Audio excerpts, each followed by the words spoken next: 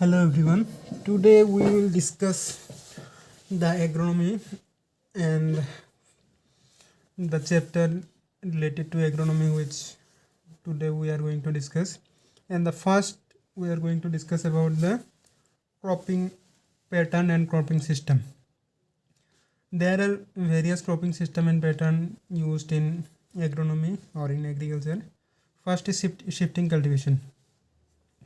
The forest land is cleared and cultivated. Due to the cultivation of the same crops generally rise on the same field, same cleared forest land year after year, the productivity is lost and the crop is shifted to the other slashed and burned area.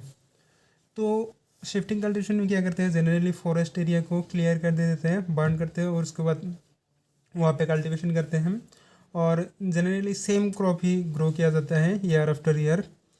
तो generally rice grow किया जाता है. उसकी वजह से क्या होता है, जो सॉइल का फर्टिलिटी है वो लॉस्ट हो जाता है एंड उसके बाद दूसरे लैंड पे वो शिफ्ट हो जाता है.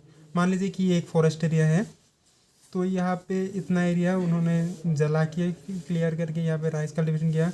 यहाँ पे कल्टीवेशन करते करते उनका जो फर्टिलिटी है सॉइल का और प्रोडक्टिविटी है वो लॉस्ट हो गया. फिर ये लैंड छोड़ के वो लोग दूसरे लैंड एरिया पे शिफ्ट हो जाएंगे. फिर यहाँ पे वो लोग फिर फॉरेस्ट जला के फिर यहाँ पे कल्टीवेशन करेंगे.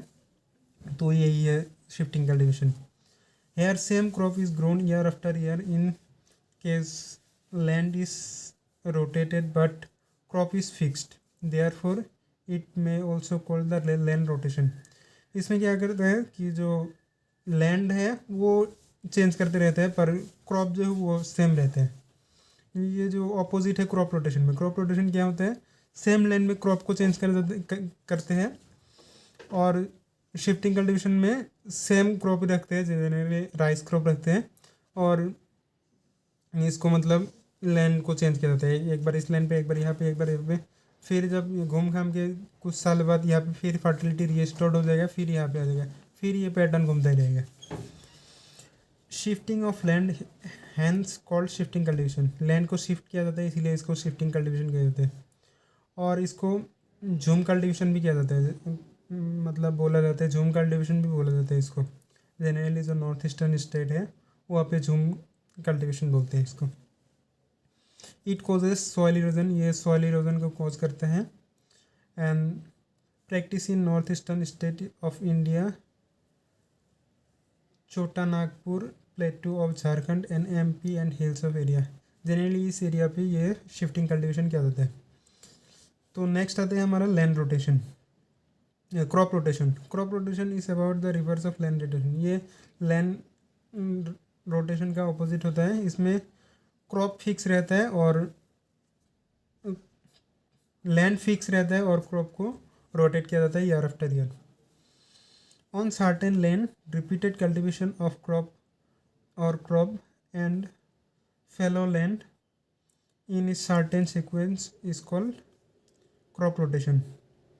ये क्या होता है, रिपीटेड कल्टीवेशन किया जाता है क्रॉप, मतलब एक ईयर में दो या तीन क्रॉप का सीक्वेंस लेते हैं, फिर वो मतलब रिपीट किया जाता है उस कल्टीवेशन का. मान लीजिए कि एक साल में राइस को ग्रो किया, व्हीट को ग्रो किया और मूंग को ग्रो किया, और फिर दूसरे साल में उसको क्या किया, राइस, व्हीट की जगह पे मस्टर्ड और मूंग की जगह पे चिल्ली ग्रो किया. तो यही होता है land crop rotation. Here wheat is rotated by mustard and moong is by chilli next agricultural year. मतलब नेक्स्ट ईयर को व्हीट को मस्टर्ड से रिप्लेस किया गया और मूंग को चिल्ली से मस्टर्ड किया गया. Maintains and even improve the soil fertility and stabilize income.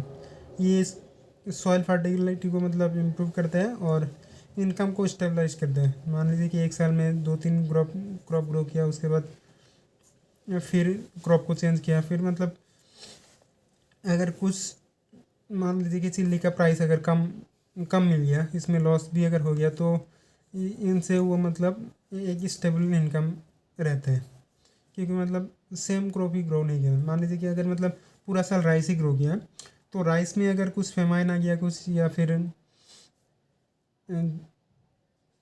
उसका लॉजिंग हो गया, कुछ भी अगर ऐसा कुछ क्लाइमेटिक रीज़न की वजह से डैमेज हो गया तो उसका इनकम पूरा रुक जाएगा, उसका इनकम कुछ नहीं मिलेगा। पर अगर यहाँ पे एक क्रॉप में भी अगर मेजर डिजीज़ भी आ गया तो मतलब और दो क्रॉप है जो जिससे कि मतलब यार में उनको इनकम मिलेगा।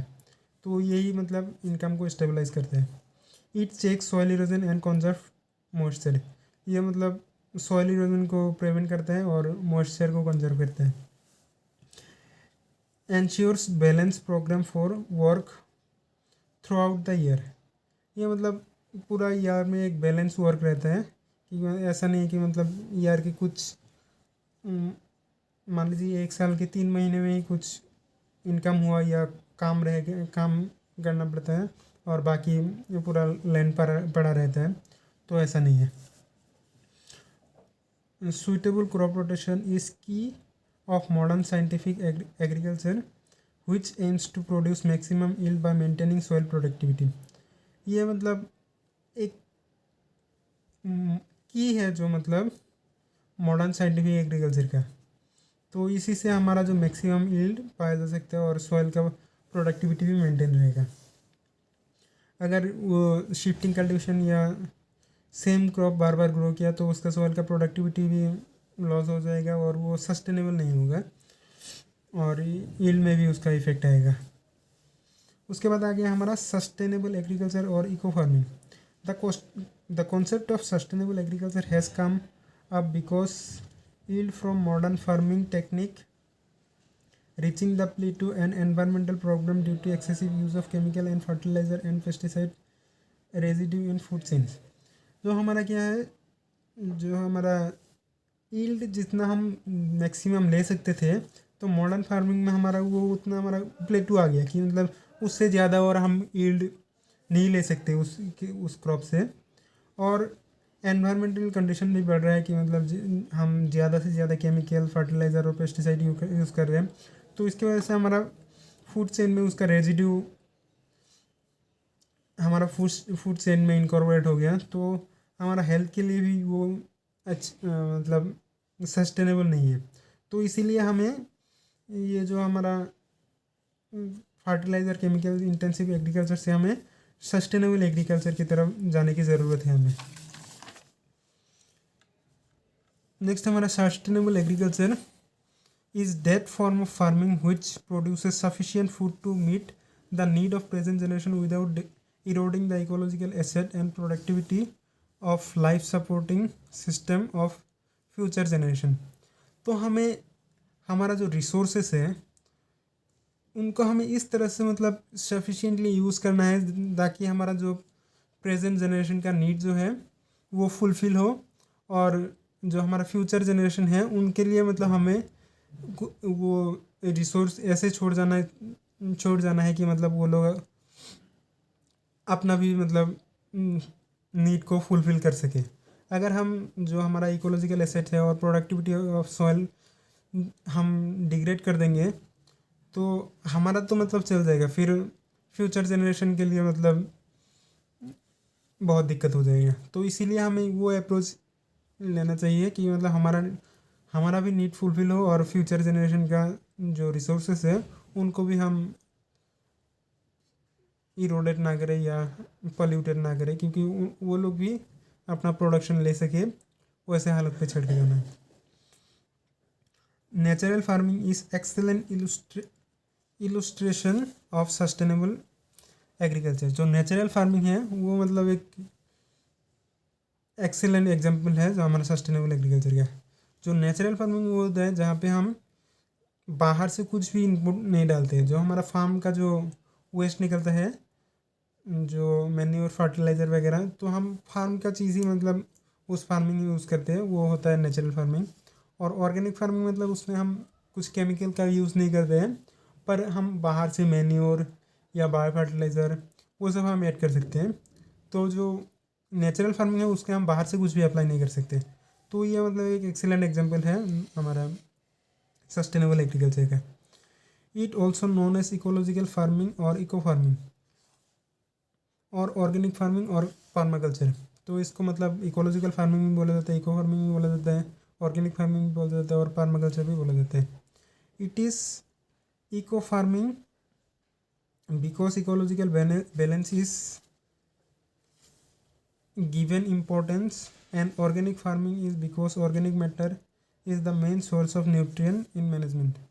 तो इसको इकोलॉजिकल फार्मिंग इसीलिए बोला जाता है क्योंकि हम इसमें इकोलॉजी को इम्पोर्टेंस दिया जाता है कि हमारा इकोलॉजी हमारा बैलेंस रहे। और इसको ऑर्गेनिक फार्मिंग इसीलिए बोला जाता है कि जो मेन सोर्स ऑफ न्यूट्रिएंट है वो हमारा ऑर्गेनिक मैटर ही है, इसीलिए हम इसको ऑर्गेनिक फार्मिंग बोला जाता है। It is system of cultivation with use of manure, crop rotation, minimal tillage. इसमें हमारा जो न्यूट्रिएंट वो मैन्योर डालते हैं और क्रॉप रोटेशन यूज़ कर देते हैं और मिनिमम टिलेज यूज़ किया जाता है, क्योंकि हमारा टिलेज से भी मतलब बहुत हार्म पहुंचता है। जो टिलेज हमारा होता है mechanical manipulation of the soil, तो उसके वजह से सॉइल का जो स्ट्रक्चर है वो बिगड़ जाता है और इरोजन वगैरह बहुत सारा प्रॉब्लम होता है। तो हम टिलेज भी हम मिनिमम टिलेज रखते हैं, जैसे कि 0 टिलेज हो गया, ये सब हम यूज़ करते हैं। Sustainable agriculture also involve agro forestry and multi level cultivation and integrated animal husbandry.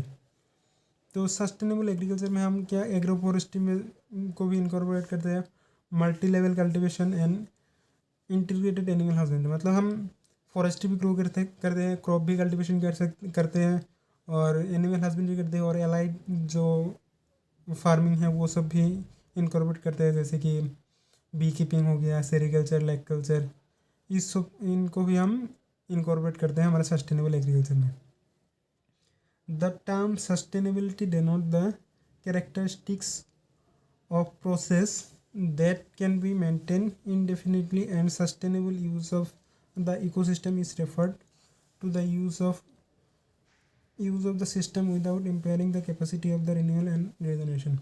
मतलब इसका यही मतलब है कि हमारा जो रिसोर्सेस है या हमारा जो लैंड है उसका मतलब जो रिन्यूअल और रीजनरेशन कैपेसिटी है वो हमारा मेंटेन रहे, क्योंकि मतलब वो अगर रिन्यूअल या रीजनरेशन कैपेसिटी अगर मेंटेन नहीं रहेगा तो वो डिग्रेडेड हो जाएगा और पॉल्यूटेड हो जाएगा, उसके हम फर्दर फ्यूचर में हम कल्टीवेशन नहीं कर सकते, तो हमारा फ्यूचर जनरेशन का मतलब जो फूड का रिक्वायरमेंट है वो भी मतलब उनका मीट नहीं कर पाएगा। तो टाइप्स ऑफ एग्रीकल्चर है, एक सबसिस्टेंस एग्रीकल्चर और लो लेवल इक्विलिब्रियम, एक है कॉमर्शियल फार्मिंग और सस्टेनेबल एग्रीकल्चर। जो सबसिस्टेंस एग्रीकल्चर का ऑब्जेक्टिव होता है तो सस्टेन लाइफ और फैमिली नीड, इसमें हम इनपुट भी लो डालते हैं और आउटपुट भी हमें लो मिलते हैं। जो कॉमर्शियल फार्मिंग है तो इससे हमारा मेन ऑब्जेक्टिव रहता है कि हम हाई इनकम ले लें फार्मिंग से, इसमें हम इनपुट भी डाल देते हैं और आउटपुट भी हमें ज़्यादा मिलते हैं। पर जो सस्टेनेबल एग्रीकल्चर है ये हमारा ऑब्जेक्टिव है, हमारा इकोलॉजिकल बैलेंस मेंटेन रहे, तो इसमें हम क्वांटिटी ऑफ इनपुट लो डालते हैं पर हमें आउटपुट ज़्यादा मिलता है। अब हम आ गए क्रॉपिंग सिस्टम पे। Cropping system means the set of element और component that are interrelated and interacting among themselves. The objective of cropping system is sufficient utilization of resource which land, water and solar radiation, maintaining stability in crop production and obtaining higher net return. The efficiency is measured by the quantity of produce obtained per unit resources and outcome। मतलब हम जो हमारा farming system का जो component है, जो हमारा हो गया लैंड, हो गया रिसोर्स, वाटर हो गया, लेबर, कैपिटल, उनको मतलब आपस में ऐसे इंटरेक्ट करके हमें मेनली हमारा जो ऑब्जेक्टिव है वो हमारा आउटपुट हमें मिले, और उस रिसोर्स को मतलब कैसे इनकॉर्पोरेट करना है, कैसे उसको यूज़ करना है, वही हमारा आ गया क्रॉपिंग सिस्टम में। तो objective of traditional agriculture was to increase the production by 2 means. मतलब ट्रेडिशनली हम अपना प्रोडक्शन बढ़ाने का 2 रास्ता ही था। एक है by increasing the land area of cultivation, जैसे कि हमारा जो एरिया ऑफ कल्टीवेशन है लैंड, जैसे उसको बढ़ाना, और by increasing the productivity per unit area पर क्रॉप, और मतलब एरिया बढ़ाना और प्रोडक्टिविटी बढ़ाना, मतलब हमारा पर एरिया पर क्रॉप में हम ज़्यादा से ज़्यादा आउटपुट ले, ये हमारा मतलब ट्रेडिशनल अप्रोच था जो प्रोडक्शन बढ़ाना। But 2 more dimension are added in modern agriculture. जो मॉडर्न एग्रीकल्चर में हम 2 और डायमेंशन ऐड करते हैं to increase the production per unit time. मतलब हम अपना प्रोडक्शन बढ़ाते हैं पर यूनिट टाइम। मतलब हमारा मतलब 3 महीने अगर टाइम 3 महीने अगर टाइम ले लिया, 3 महीने में अगर हमारा जो एक्स आउटपुट मिलता था तो हमें उसी टाइम में एक्स प्लस समथिंग आउटपुट हमें मिले। वो मतलब हमारा मतलब सेम टाइम में हम ज़्यादा आउटपुट कैसे ले सकते हैं। और to increase the production per unit space. मतलब इसमें हम क्या करते हैं, जो हमारा जितना भी स्पेस है या लैंड है तो उसी लैंड में या स्पेस में हम ज़्यादा से ज़्यादा कंट्रीब्यूशन करें। उसमें हमारा प्रिसीजन फार्मिंग का रोल आता है। जो हमारा इनपुट को हम ऐसे ही यूज़ करते हैं ताकि मतलब सेम यूनिट ऑफ लैंड में या रिसोर्सेज में हम ज़्यादा आउटपुट ले सकें। In the traditional cropping system mixture and rotation were developed by farmer over years of experience by trial and error to suit the specific ecological and socio-economic condition to attain yield stability, whereas modern scientific farming system has 3 pillars।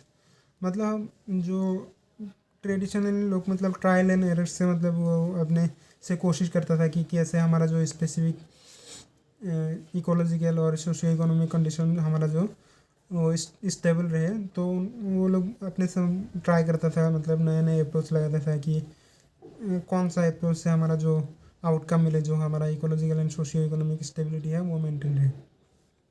But modern scientific जो cropping system है उसमें हमारा main 3 pillars हैं। एक है हमारा genotype. Genotype होता है genetical makeup of the individual which may be crop and life stock and geometry of planting and management practices. तो जीनोटाइप होता है हमारा जेनेटिक मेकअप ऑफ सीड, और लाइफ स्टॉक में भी वो आ जाएगा genetic makeup of life stock. And geometry of planting material, उसमें आ गया हमारा shape of planting pattern on the land surface. मतलब हम किस शेप में हम प्लांटिंग पैटर्न हम यूज़ कर रहे हैं हमारा लैंड सरफेस में, तो वो आ गया हमारा। दूसरा आ गया हमारा shape of the area available for the individual plant. Geometry of planting में भी सर्कुलर, तो हमारा ज्योमेट्री वो सर्कुलर भी हो सकते हैं, रेक्टेंगुलर भी हो सकते हैं, स्क्वायर टाइप भी हो सकते हैं, क्यूबोइडल भी हो सकते हैं। It indirectly related to plant population. ये हमारा मतलब प्लांट पॉपुलेशन से रिलेट करते हैं। मतलब कौन सा प्लांट पॉपुलेशन को हम किस क्रॉपिंग पैटर्न में हम या ज्योमेट्री पे हम ग्रो कर सकते हैं। Cuboidal pattern of planting has maximum population plant population and plant population may be defined as size of area available of individual plant, number of plant per unit area। मतलब हमारा एक plant के लिए कितना area available है और number of plant per unit area, मतलब एक यूनिट एरिया पे हम कितना नंबर ऑफ प्लांट ग्रो कर सकते हैं। Management practices, it include the practices of crop production for the cropping system management included. तो मैनेजमेंट प्रैक्टिसेस में हमारा ये सब आ जाता है, जो type and arrangement of crop in time and space, that is cropping pattern, choice of variety, method of stand establishment and pest management and harvesting. तो हमारा नेक्स्ट है कि हमारा क्रॉपिंग पैटर्न। क्रॉपिंग पैटर्न में हमारा क्या है, crop rotation is practice by majority of the farmer in a given area or locality। type and arrangement of crop in time and space। so cropping pattern है तो वो कौन सा crop हम ग्रो कर रहे हैं और उसका अरेंजमेंट कैसा है in relation to time and space, तो उसको बोलते हैं हमारा क्रॉपिंग पैटर्न।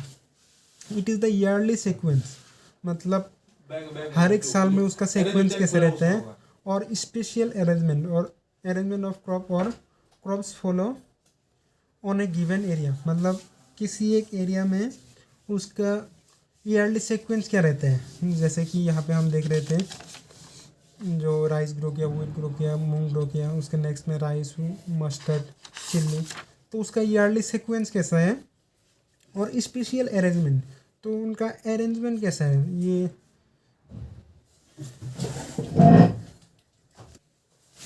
तो इसका अरेंजमेंट कैसा है, ये मतलब स्क्वायर है, रेक्टेंगुलर है, सर्कुलर है, क्यूबिडल है, तो इनको ही बोलते हैं मतलब cropping pattern. The proportion of area under various crop at the point of time per unit area, मतलब वेरियस क्रॉप का प्रोपोर्शन कैसा है एरिया पे at any point of time per unit area, उसको ही बोलते हैं क्रॉपिंग पैटर्न। क्रॉपिंग सिस्टम क्या होते हैं, क्रॉपिंग सिस्टम होते हैं मतलब क्रॉपिंग पैटर्न प्लस मैनेजमेंट, उसमें कैसा क्रॉपिंग पैटर्न है और उसमें कैसे मैनेजमेंट यूज़ किया जाएगा, मतलब उनका रिसोर्सेस को कैसे यूज़ किया गया, कैसे मतलब उनका इंटरेक्शन रहा है रिसोर्सेज के बीच में, तो उसको ही बोलते हैं cropping system. Cropping system and it's management derive from the benefit given the resources based under the specific environment. ये मतलब क्रॉपिंग पैटर्न और मैनेजमेंट को किसी एक स्पेसिफिक एनवायरमेंटल कंडीशन को ही मतलब क्रॉपिंग पैटर्न बोलते हैं, क्रॉपिंग सिस्टम बोलते हैं। It changes when the place and environment are change, ये प्लेस और एनवायरनमेंट के साथ चेंज होता है, मतलब ये अगर किसी जगह और एनवायरनमेंट को अगर चेंज करे तो उसके हिसाब से वो क्रॉपिंग सिस्टम भी चेंज होता है, क्योंकि मतलब हर एक जगह का मतलब क्लाइमेटिक कंडीशन अलग अलग रहता है, तो उसके हिसाब से हमारा क्रॉपिंग सिस्टम भी चेंज होता है ताकि हम मैक्सिमम आउटपुट ले सकें और उसी एरिया में जैसा क्रॉप ग्रो कर सकते हैं, जैसा क्रॉपिंग सिस्टम वो आगे लिए सुइटेबल है तो हम उसी में शिफ्ट हो जाते हैं। मतलब क्रॉपिंग सिस्टम हमारा लोकेशन स्पेसिफिक है, हर एक लोकेशन के लिए हमारा क्रॉपिंग सिस्टम अलग अलग होता है। अगर पंजाब की बात करें तो हम राइस और व्हीट का क्रॉपिंग पैटर्न यूज़ करते हैं, तो यहाँ का क्रॉपिंग सिस्टम अलग होगा। और नॉर्थ ईस्टर्न स्टेट में जैसे कि आसाम में, तो वहाँ पे हर एक साल मतलब राइस को ग्रो कर सकते हैं, मतलब दोनों सीज़न में, रबी सीज़न में भी और खरीफ सीज़न में भी, तो उसके हिसाब से लोकेशन के हिसाब से वहाँ पे वाटर अवेलेबिलिटी बहुत ज़्यादा है, तो उसके हिसाब से वो क्रॉपिंग सिस्टम चेंज होता रहता है। The cropping pattern used on farm and their interaction with farm resources, जो हमारा फार्म में कौन सा क्रॉपिंग पैटर्न यूज़ किया गया और उनका फार्म रिसोर्सेज के बीच में उसका इंटरेक्शन कैसा है, and other farm enterprises and technology with determine makeup, मतलब ये रिसोर्सेज पे ही मतलब ये लिमिटेड नहीं है, ये मतलब अदर फार्म एंटरप्राइजेस के साथ कैसा इंटरेक्शन है और अवेलेबल टेक्नोलॉजी क्या क्या हम उसमें अडोप्ट करते हैं या यूटिलाइज करते हैं, वो सारा मतलब क्रॉपिंग सिस्टम में आ गया। Pattern of crop given up for the given land piece of land in order to which the crop are cultivated on a piece of land over fixed period associated with the management of practices such as tillage, manuring and irrigation। मतलब हमारा जो cropping system पे हमारा depend करता है कि हमारा soil management practices कैसे कैसे यूज़ करें, जैसे कि टीलेज, मैन्यूरिंग, वो मतलब हमारा क्रॉपिंग सिस्टम से हमारा डिपेंड करेगा। तो अब आगे हम फार्मिंग सिस्टम पर। It represent the appropriate combination of farm enterprises, cropping system, livestock, poultry fisheries and the available to farmer to raise the for increasing profitability। मतलब हम डिफरेंट फार्म एंटरप्राइजेज जो है उसको मतलब कैसे कैसे हम यूज़ करते हैं, कौन कौन सा फार्म एंटरप्राइजेस हम इनकॉर्पोरेट करते हैं फार्म में, उसको बोलते हैं फार्मिंग सिस्टम। जैसे कि हम life stock cropping system, crop grow कर सकते हैं, लाइफ स्टॉक ग्रो कर सकते हैं, पोल्ट्री फिशरी, उनके साथ जो हमारा अवेलेबल एंटरप्राइजेज है जो हम उस क्लाइमेटिक रीजन या इकोलॉजिकल रीजन में हम ग्रो कर सकते हैं, तो उनका ही मतलब उनको सबको मिला के बोलते हैं फार्मिंग सिस्टम।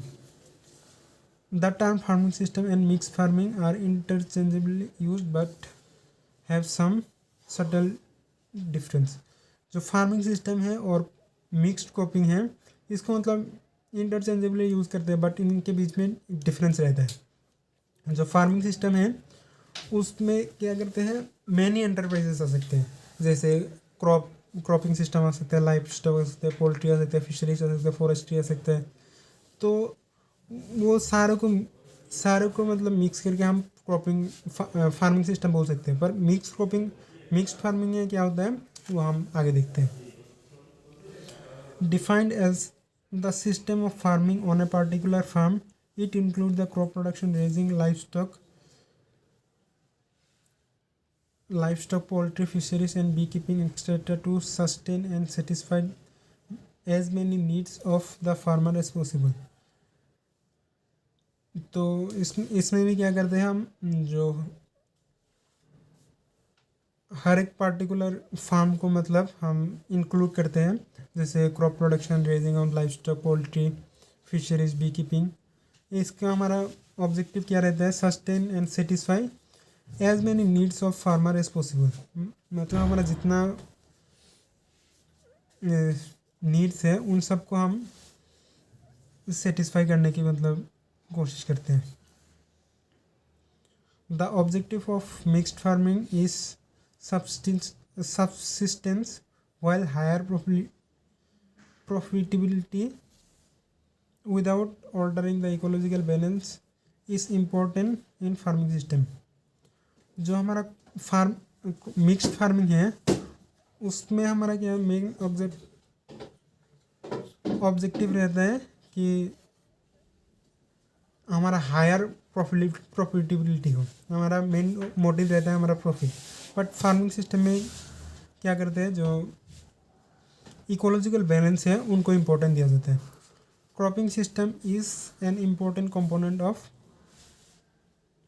Farming system. जो क्रॉपिंग सिस्टम है वो एक इम्पोर्टेंट कंपोनेंट है हमारा फार्मिंग सिस्टम में। तो ये मिक्स्ड फार्मिंग का मतलब ये टाइप से हमारा जो सोल क्रॉपिंग है ये मतलब इंटर क्रॉपिंग का अपोजिट है। इसमें हम क्या करते हैं, एक ही वैरायटी ग्रो करते हैं एक फील्ड में किसी एक certain time and space place के लिए। मतलब एक फील्ड में हम एक ही वैरायटी और क्रॉप को हम ग्रो करते हैं। Cropping scheme, the plan according to which crop are raised on individual plot of a farm with an object of getting maximum return from each farm without impairing the soil fertility। तो हमारा क्या करते हैं, जो cropping scheme में क्या करते हैं हम, जो फार्मिंग सिस्टम है या मिक्स फार्मिंग है उसको हम यूटिलाइज करते हैं जिससे कि हमारा मैक्सिमम रिटर्न भी आए और हमारा सॉइल फर्टिलिटी भी मेंटेन रहे। Soil fertility and crop yield are important factor determine the cropping program to follow. मतलब हमारा क्या होता है, जो सॉइल फर्टिलिटी और क्रॉप का यील्ड है वो एक इम्पोर्टेंट फैक्टर है जो हम क्रॉपिंग पैटर्न को हम जो कौन सा क्रॉपिंग प्रोग्राम हम यूज़ करेंगे उसमें। But same time the amount of labor and capital required and prices relation to the resources influence the adoption of the particular cropping scheme। उसके साथ हमारा जो लेबर का अवेलेबिलिटी है और कैपिटल कितना हमारा ज़रूरत है, उसका प्राइस कितना रहेगा, हमारा जो रिसोर्सेस है वो भी मतलब वो इन्फ्लुएंस करता है जो क्रॉपिंग स्कीम में। मोनोकल्चर क्या होता है, मोनोकल्चर में हम सिंगल क्रॉप को मतलब ग्रो करते हैं, उसको बोलते हैं मोनोकल्चर। इसका मतलब क्रॉपिंग इंटेंसिटी 100 रहता है, क्योंकि मतलब नहीं a system of growing the same crop on the same land year after year. तो यही होता है, जो हर साल हम सेम ही क्रॉप को ग्रो करते हैं, उसको मोनोकल्चर बोलते हैं। जो क्रॉपिंग इंटेंसिटी क्या होता है और हार्वेस्टिंग इंटेंसिटी क्या होता है, जो number of crop grown in a year into 100। तो एक साल में हम कितना क्रॉप ग्रो किया उसके साथ अगर हम 100 से मल्टीप्लाई करेंगे तो हमारा क्रॉपिंग इंटेंसिटी आ जाएगी। मान लीजिए कि हम एक फील्ड में हम एक ही क्रॉप ग्रो किए, तो उसका 100 से मल्टीप्लाई करेंगे तो हमारा क्रॉपिंग इंटेंसिटी आएगा 100। अगर एक साल में 2 क्रॉप ग्रो किए एक लैंड में, तो उसका 100 से मल्टीप्लाई करेंगे तो हमारा क्रॉपिंग इंटेंसिटी आएगा 200। तो इंडिया का क्रॉपिंग इंटेंसिटी है 136, और जो ये मोनोकल्चर है उसका क्रॉपिंग इंटेंसिटी 100 रहता है, 100% रहता है। तो मोनोक्रॉपिंग का क्रॉपिंग इंटेंसिटी ऑलवेज 100 रहता है। और मल्टीपल क्रॉपिंग में क्या करते हैं हम, जो 2 या 2 से ज़्यादा हम क्रॉप ग्रो करते हैं एक साल में। It is the intensification of cropping and time and space dimension. तो इसको हम, जो हमारा टाइम एंड स्पेस डायमेंशन है उसका हम इंटेंसीफाई करते हैं, मतलब एक पार्टिकुलर टाइम में हम ज़्यादा से ज़्यादा आउटपुट लेते हैं और किसी पार्टिकुलर स्पेस में हम ज़्यादा से ज़्यादा आउटपुट लेते हैं, more and more crop grow करते हैं। तो वो आ गया हमारा मल्टीपल क्रॉपिंग में। तो इसका मेन यही है कि मतलब हमारा एक पार्टिकुलर लैंड में पार्टिकुलर टाइम में हम 1 से ज़्यादा 2 या 2 से ज़्यादा क्रॉप ग्रो करते हैं, उसको ही बोलते हैं हमारा मल्टीपल क्रॉपिंग। तो मल्टीपल क्रॉपिंग में हमारा ये टाइप्स आ गया, जो इंटर क्रॉपिंग है, मिक्स क्रॉपिंग है, और सिक्वेंशियल क्रॉपिंग है, और रिले क्रॉपिंग है। इंटर क्रॉपिंग मतलब हमारा जो ये लैंड है उसमें हम 2 या 2 से ज़्यादा क्रॉप ग्रो कर सकते हैं इन डेफिनेट रो पैटर्न। मतलब इस रो में हम मान लीजिए मेज ग्रो किया, फिर यहाँ पे कुछ ग्राम वगैरह या कुछ अलग क्रॉप ग्रो किए, जैसे कि ग्रेन ग्राम हो गया, पिजन पी हो गया, तो ब्लैक ग्राम हो गया। फिर इस रो में मेज ग्रो किया। ऐसे मतलब एक मतलब डेफिनेट रो पैटर्न में हम 2 या 2 से ज़्यादा क्रॉप ग्रो करते हैं, उसको बोलते हैं हम इंटर क्रॉपिंग। मिक्स क्रॉपिंग में क्या करते हैं हम, जो ये हमारा पार्टिकुलर फील्ड है उसमें हम कोई रो पैटर्न हम यूज़ नहीं करते हैं, बस पूरा मिक्सिंग रहता है, कोई पर्टिकुलर रो पैटर्न नहीं रहता है या कोई अरेंजमेंट नहीं रहता है, और डिवाइड नहीं रहता है कि मतलब यहाँ पे ये होगा कुछ अलग क्रॉप, यहाँ पे कुछ अलग क्रॉप, वैसा नहीं रहता है, सारा मिक्स रहता है। तो वो आ गया हमारा मिक्स क्रॉप। और ये हो गया हमारा, फिर आ गया हमारा सीक्वेंशियल क्रॉप और ओवरलैपिंग क्रॉप। मतलब इसमें हम क्या करते हैं, जो क्रॉपिंग का ओवरलैपिंग हो जाता है, मतलब एक फील्ड है ही, एक क्रॉप लगा हुआ है, फिर उसके ऊपर से ही मतलब और एक क्रॉपिंग लगा दिया, तो उसको बोलते हैं हम सीक्वेंशियल क्रॉपिंग। एक मतलब पर्टिकुलर सीक्वेंस में होता है वो। यहाँ पे ये एक हो गया हमारा एक क्रॉपिंग, फिर वहाँ पे दूसरा हो गया, तो ये एक पर्टिकुलर सीक्वेंस में होता है। और ये रिले क्रॉपिंग क्या होता है, जो हमारा एक क्रॉप है उसको हार्वेस्टिंग करने से पहले ही दूसरा क्रॉप ग्रो कर दिया। मान लीजिए कि ये हमारा एक क्रॉप का लाइफ साइकिल है, ये हमारा हार्वेस्टिंग पॉइंट है, इसको हार्वेस्ट करने से पहले ही तो यहाँ पे हम दूसरा क्रॉप ग्रो कर दिया, ताकि हम मैक्सिमम आउटपुट ले सकें। और ये हार्वेस्टिंग होने से पहले इसका जो कुछ वेजिटेटिव ग्रोथ है वो हो जाएगा, वो हो गया हमारा रिले क्रॉपिंग। उस्ताद छोटे रूम से सारे कोई नहीं गया अगर